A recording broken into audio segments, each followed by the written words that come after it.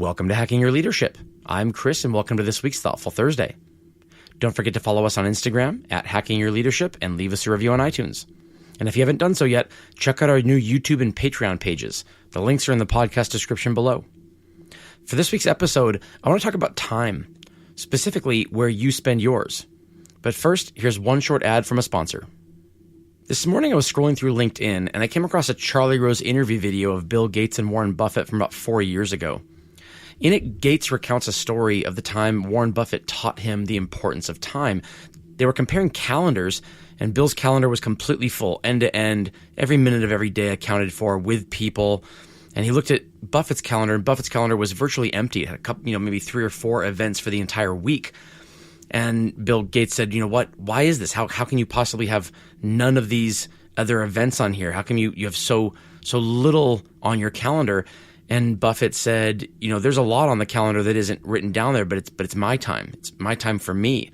And they talked about the importance of what they do best as CEOs of their companies, and how in a lot of circumstances, CEOs and leaders in general can spread themselves too thin trying to be all things to all people, trying to be available to anybody who needs them or to as many people as possible. And they don't stop to fill their calendar, fill their day with the things that got them where they are to begin with. In Buffett's case, that was, picking stocks, choosing investments, and kind of, listening to his gut when it comes to that stuff. And it got me thinking about where we spend our time as leaders. Every time you say yes to somebody as a leader, by definition, you're saying no to somebody else. That's just how it works. You can't add more time. You have a finite amount of time. And whether you spend 20, 30, 40, 50, or 60 hours a week working, there's a specific amount of time that you have to devote to the work of being a leader. And some leaders who are leaders of people devote much less of their time working to the business of leadership, and other leaders devote much more to it.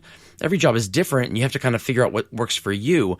But don't forget to put time and investment into yourself in the things that will help you become a better leader.